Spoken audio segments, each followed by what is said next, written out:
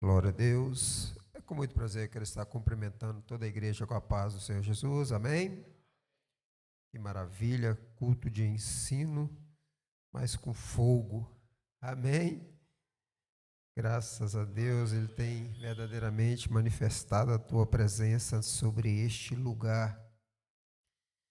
E nós estamos aqui maravilhados, porque o Espírito Santo de Deus, Ele faz assim, Ele move, Ele remove, Ele faz o sobrenatural acontecer no meio do teu povo.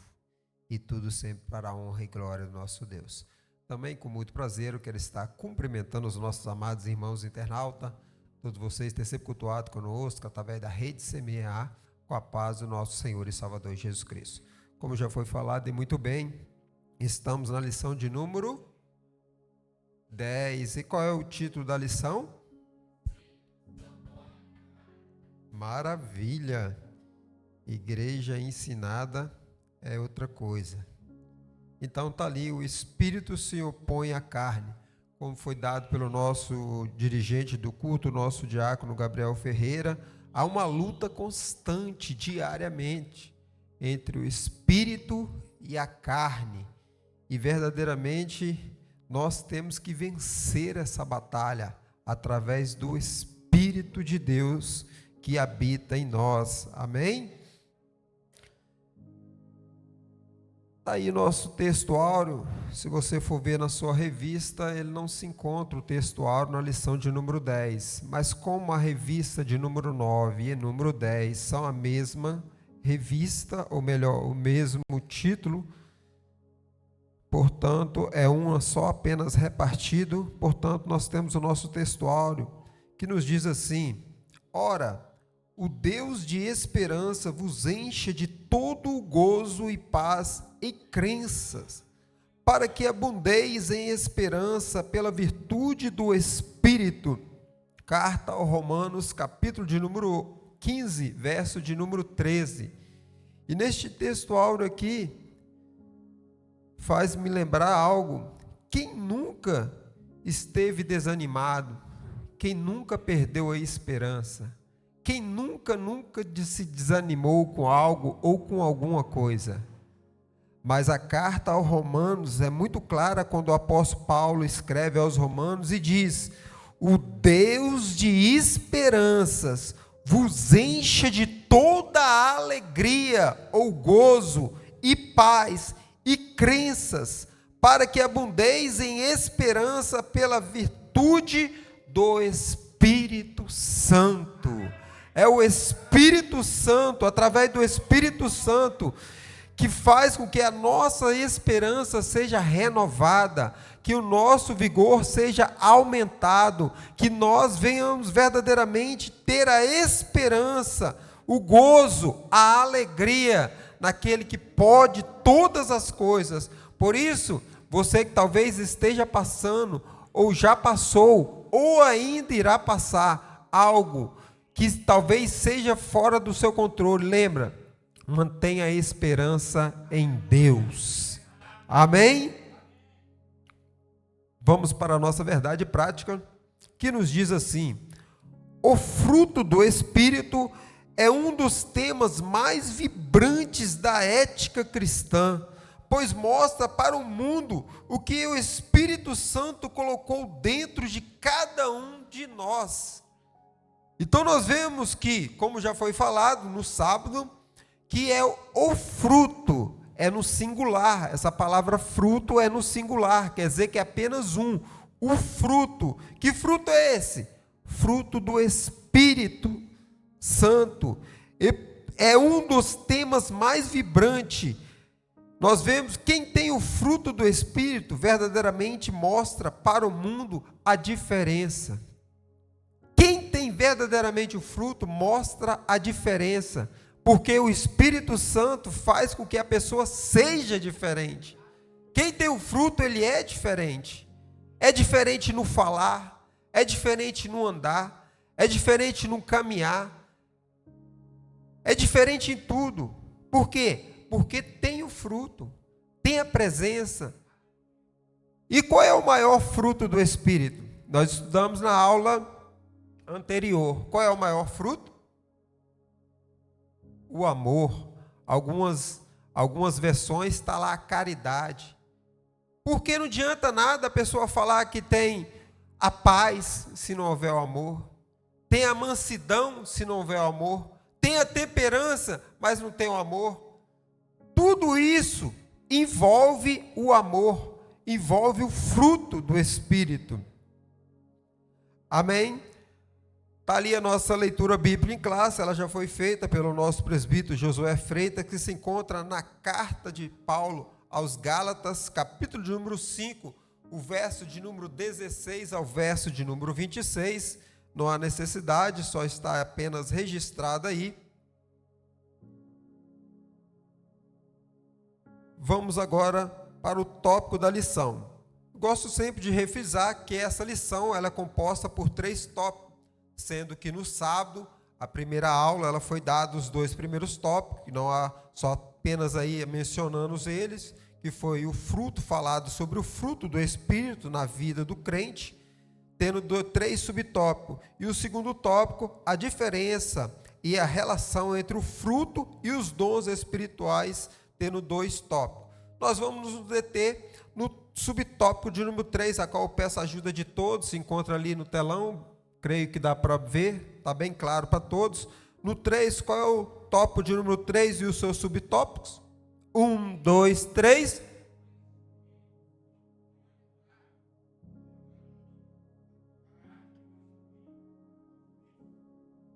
Aleluia. Então nós temos aí os nossos 3 subtópicos do tópico de número 3, a qual nós vamos nos deter, que vai falar sobre o Espírito se opõe à carne. Como eu havia falado, uma luta muito grande entre o Espírito e a carne. E o primeiro subtópico vai nos falar sobre o legalismo. O segundo subtópico, a carne e o Espírito. E o terceiro subtópico do tópico de número 3, os vícios. São esta a nossa lição, a qual nós iremos nos deter. Para o nosso ponto central. O nosso ponto central também é de fundamental importância, porque fala sobre toda essa lição, tanto a lição de número 9 quanto a lição de número 10. E o ponto central vai nos dizer: o fruto, no singular, do Espírito tem como fonte o próprio Espírito Santo. Perdão, não mudou ali não.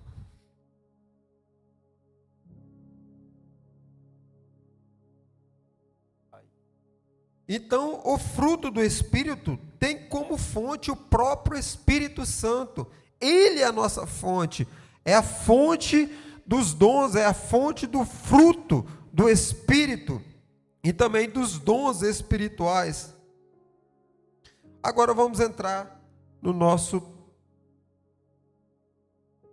subtópico de número 3. Está aí o subtópico de número 3, então o subtópico de número 3, os espíritos se opõem à carne. Então vamos lá para o nosso legalismo. O apóstolo Paulo, no caso, mostra que para ser legalista, viver de acordo com a lei depende da carne, mas para viver no Espírito depende da graça de Deus. Está lá na carta aos Gálatas, capítulo de número 5, verso 16 e 18. Então nós vemos aqui que o apóstolo Paulo, ele vai justamente falar sobre o legalismo, que o viver de acordo com a lei, que era no caso aqui falando sobre os judeus, eles achavam correto. Não que Paulo está aqui fazendo com que a lei não seja cumprida. Mas ninguém conseguirá alcançar a salvação através da lei. Sabe por quê? Porque a lei, nada mais, nada menos, são cerca de 613, 615 versículos ou mandamentos para se cumprir. Você acha que alguém consegue cumprir? Algum ser humano consegue cumprir? Se nós necessitássemos de ser salvo pela lei, com certeza todos nós, seres humanos, seríamos condenados. Ninguém consegue alcançar a salvação através da lei. Então, como nós poderemos alcançar a salvação? Através da graça. É a graça, é através da graça. Então nós vemos que os judeus da época, Paulo aqui exortando e falando sobre eles achavam que era através da lei, principalmente a lei de Moisés, que é através da lei de Moisés que seriam salvos. Mas não, Paulo verdadeiramente faz com que eles venham a entender que não é através da lei, mas sim através da graça de Deus. Ela sim nós podemos alcançar e temos o direito à salvação. O sistema legalista que os opositores de Paulo, os judaizantes, em Gálatas 2,14, ensinavam nas igrejas da Galácia, e o egocêntrico, motivado pela carne, gera competição entre espírito que resulta em desavenças.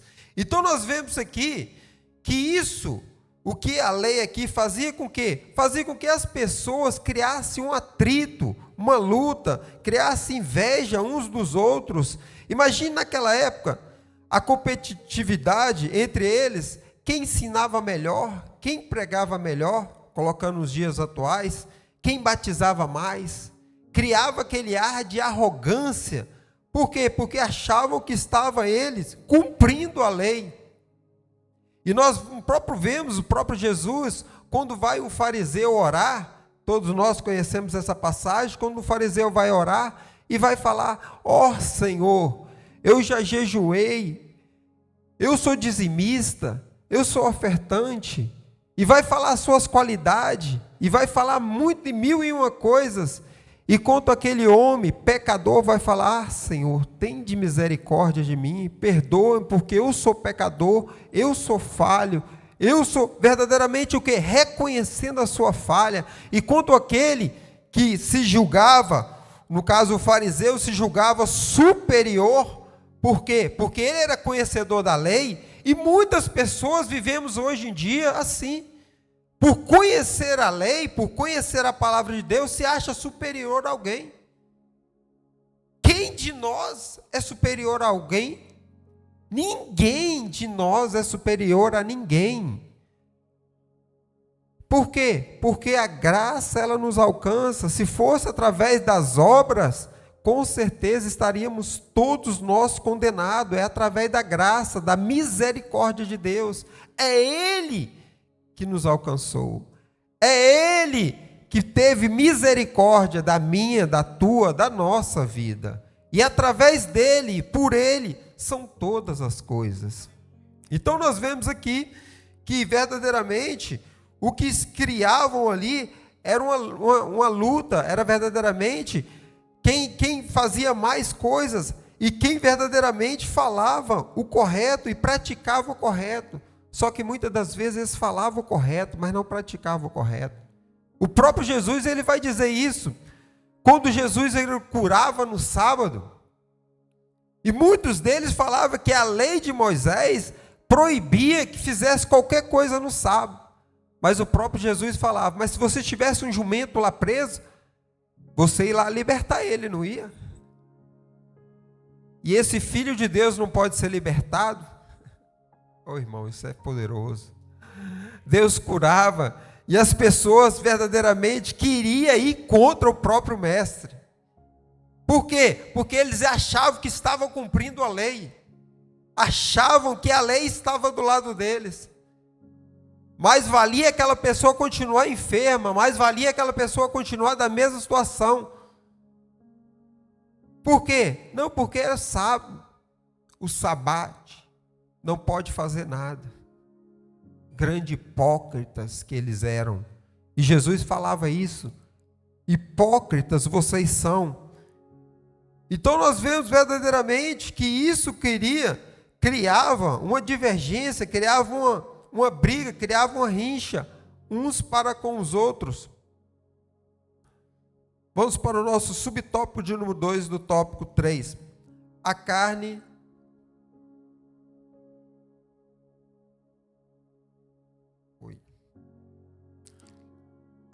e o espírito. A palavra grega que diz sarkis, ou quer dizer carne, tem muito significado na Bíblia. Primeiramente, nos escritos paulinos,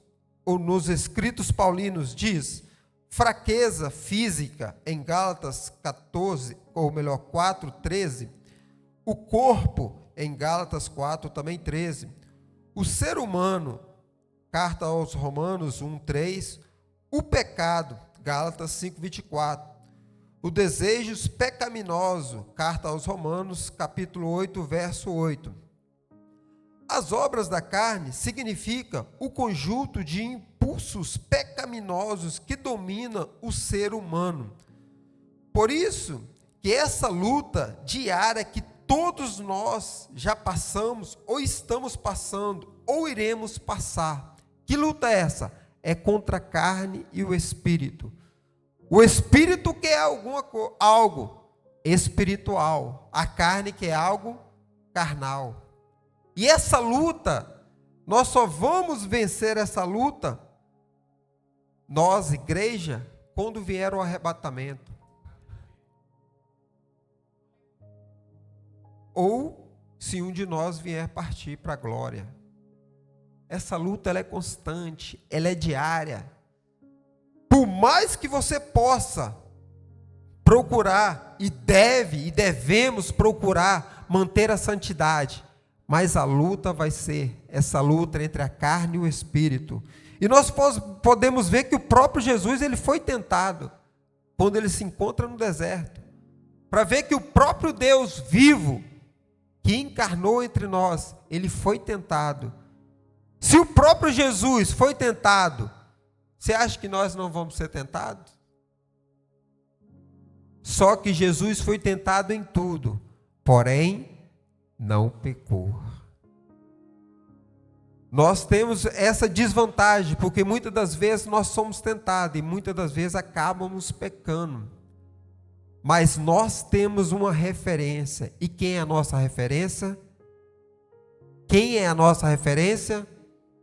Jesus Cristo, o Salvador do mundo. Ele é a nossa referência. Por isso a carta aos Hebreus, lá em capítulo 4, vai dizer que em tudo Jesus foi tentado, porém ele não pecou. Ele foi tentado em tudo, mas porém ele não pecou. Então nós temos verdadeiramente em quem nós nos inspirar e olhar. Porque por mais que nós podemos inspirar em algum ser humano, que também por ser próximo a nós, temos também referência, pode ser que em algum momento ou outro essa pessoa possa errar e você possa se decepcionar. Então a nossa verdadeiramente espelho e imagem é sempre Cristo, é sempre Jesus Cristo. Amém? Continuando o subtópico de número 2, a carne e o espírito. A palavra grega pneuma significa espírito. Se aplica no Espírito Santo, aos espíritos humanos, aos anjos e aos espíritos imundos. É só prestar atenção aos contextos para saber o que espírito o escritor sagrado está se referindo. Nós vemos lá em Gênesis, no início, a terra era sem forma e vazia, e o Espírito de Deus andava sobre a terra, ou passeava sobre a terra. Aqui está se referindo ao Espírito de Deus, ao Espírito Santo. Nós vemos também, e soprou Deus nas narinas do homem, e foi-se feito alma vivente. Aqui a referência, Gênesis 2:7, lá se vai falar sobre o espírito humano. Então, cada passagem bíblica nós vemos aqui, como diz ali em rosa, é por prestar atenção ao contexto para saber em que espírito o escritor sagrado está se referindo. Então nós temos diversas passagens onde verdadeiramente explica e identifica qual é o espírito a qual está se referindo. Continuação do tópico, do subtópico de número 2, do tópico 3.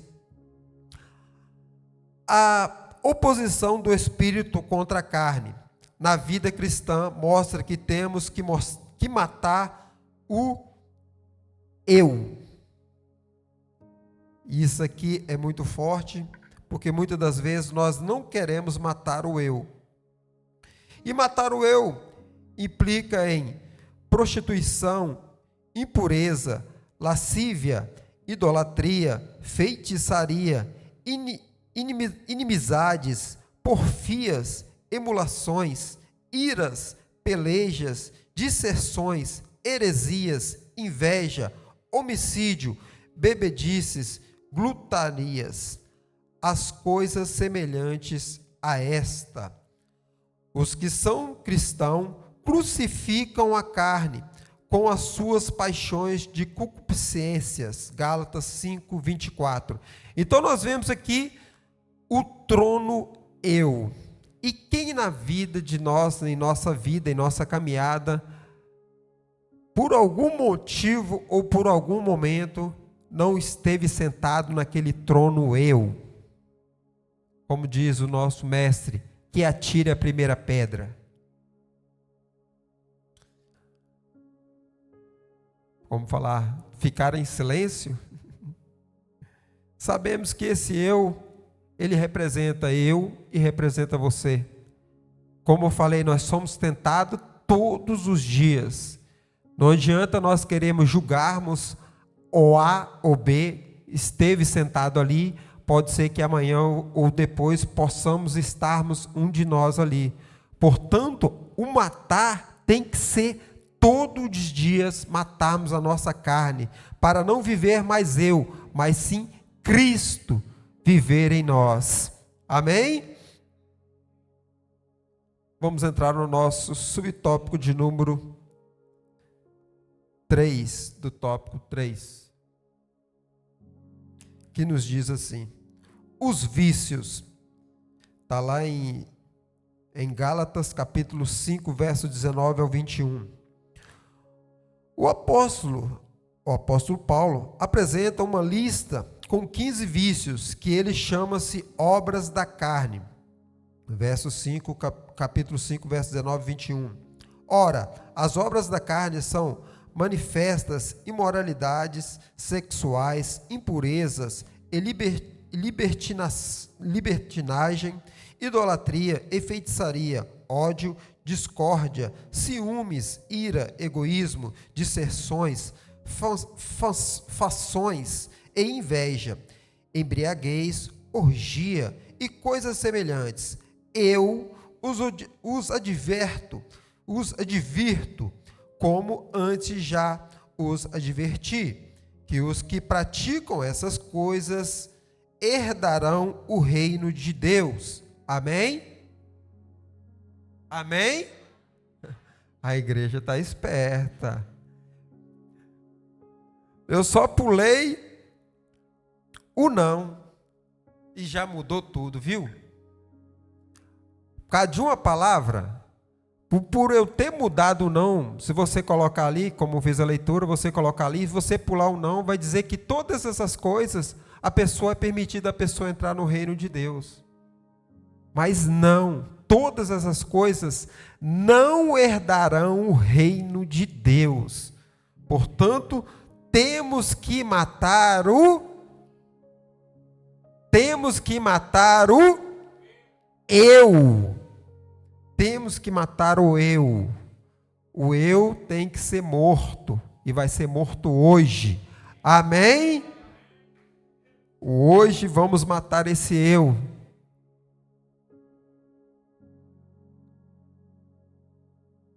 Vamos continuar. Paulo não pretende ser exaustivo. Essa lista são representativas em Gálatas, pois ele acrescenta: e coisa semelhante a essa, acerca das quais vos declaro, como já antes vos disse, que os que cometem tais coisas não herdarão o reino de Deus. Gálatas 5, verso 21. Então está o trono do eu que nós devemos e outras coisas que nós não devemos fazer, porque verdadeiramente isso nos afasta de herdarmos a vida eterna. Continuando, podemos classificar os vícios ou obras da carne, como é chamada pelo apóstolo Paulo, em 3 categorias. Quais são as 3 categorias que pode se classificar? Só está em azul lá. Pode ler lá para mim no 3, as 3 categorias. 1, 2, 3.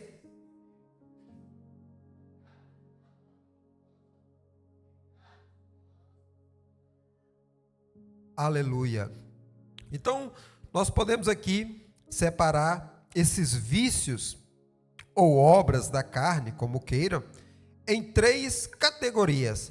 A primeira, sexo ilícito, que é prostituição, impureza e lascívia.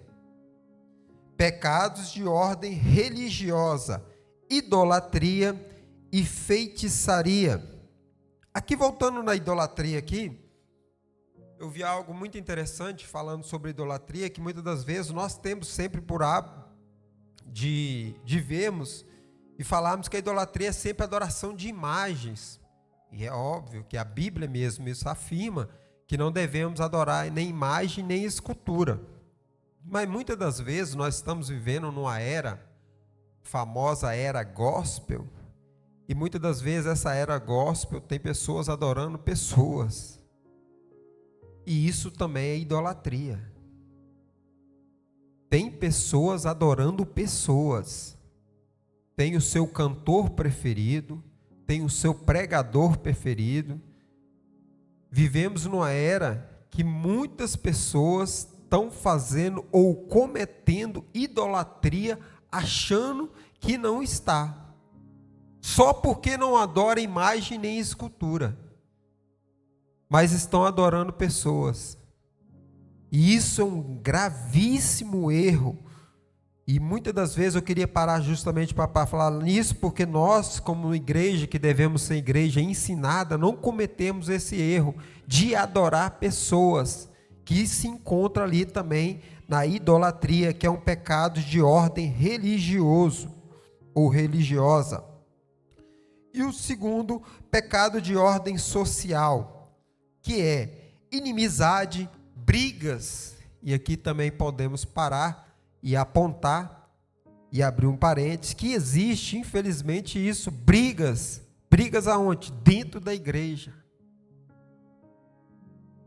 E esse ordem aqui, e nós agora, e o próprio, toda ceia nós participamos, e a Bíblia vai nos dizer, lá em Romanos, carta aos Romanos, vai nos dizer que devemos nós, examine-se, pois, o homem a si mesmo, e coma deste pão e beba desse cálice, porque o que come e bebe indignamente, come e bebe para a sua própria condenação. Então, muitas pessoas estão comendo e bebendo do corpo e do sangue do Senhor Jesus, brigados uns para com os outros. E nós temos que ter muita atenção nisso. Igreja ensinada, igreja exortada. Porfias, emulações, iras, pelejas, disserções, heresias, invejas, homicídios, bebedices e glutanarias. A glutanarias também é um pecado que envolve muito crente.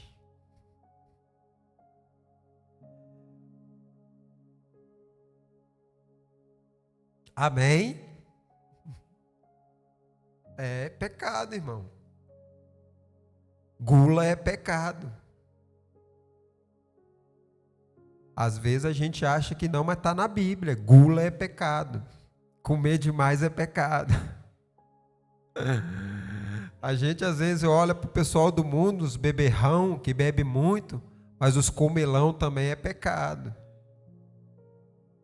Apertou para todo mundo agora, até para mim. Aperta assim, a Bíblia é assim, irmão. Aperta para todo mundo, não tem como escapar não. Então, glutanaria também é pecado. Devemos, por isso que o Senhor diz, devemos orar e vigiar, né? Vigiar e orar. Devemos vigiar e orar. Portanto, é isso. Vamos então para a nossa síntese do tópico de número 3. Está ali, peço a ajuda de todos no 3 para ficar bem bonito. 1, 2, 3.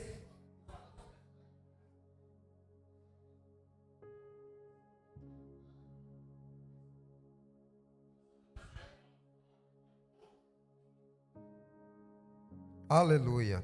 Então a síntese do tópico de número 3 vai nos dizer: o abuso da liberdade cristã e o do legalismo revelam a oposição entre a carne e o espírito, pois ambos levam à falta de amor e desunião. Viu a luta constante que é a carne e o espírito? É uma luta constante, é uma luta diária, como eu vi referido. Por quê? Porque sabemos que essa luta nós só conseguimos matar se verdadeiramente tivermos o fruto do Espírito em nós.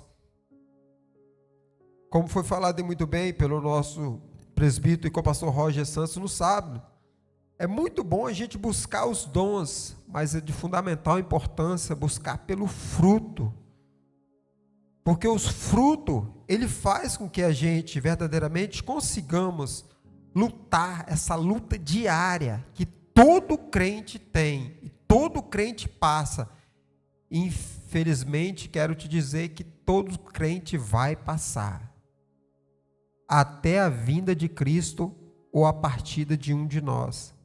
Nesta terra é uma luta constante entre a carne e o espírito, entre o bem e o mal, e temos nós que temos esse discernimento de lutarmos e sabemos que verdadeiramente o Espírito Santo que habita em nós, ele está conosco e peleja também juntamente conosco nesta grande luta. Amém? Vamos para a nossa conclusão.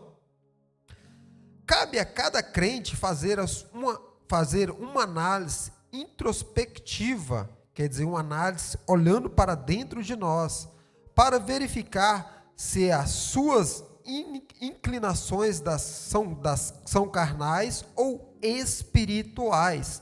Então nós vemos aqui que nós devemos fazer uma introspectiva, olharmos para dentro de nós e vemos se verdadeiramente a luta que nós estamos lutando é uma luta carnal ou espiritual, e quem é que está vencendo essa luta?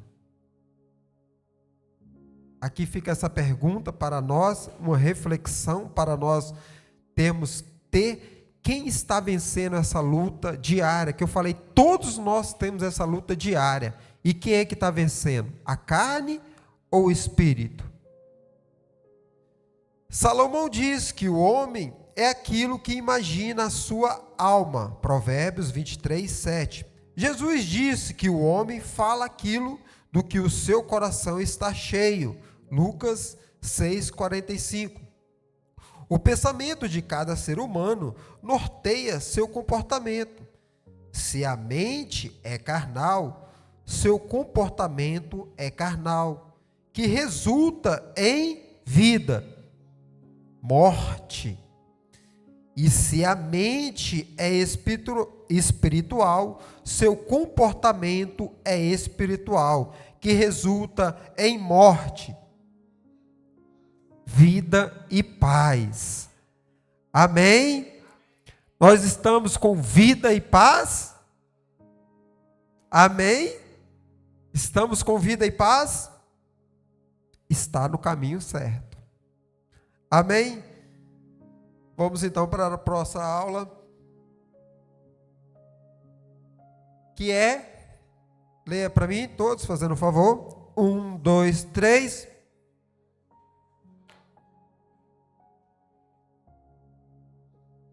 Aleluia. Podemos fazer mais bonito. Vamos lá no 3. Pode se ler também, lá a parte de cima, o vermelho. 1, 2, 3.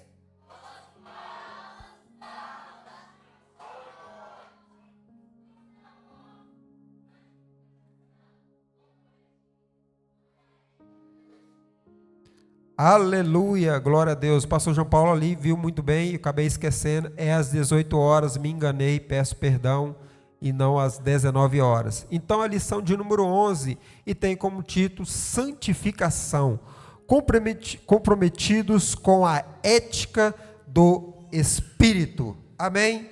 Que Deus assim possa abençoar a vida de todos vós, e creio que nós podemos um pouco falar sobre essa luta diária que todos nós vivenciamos e que só pode haver um vencedor, que é o Espírito que habita em nós. Amém?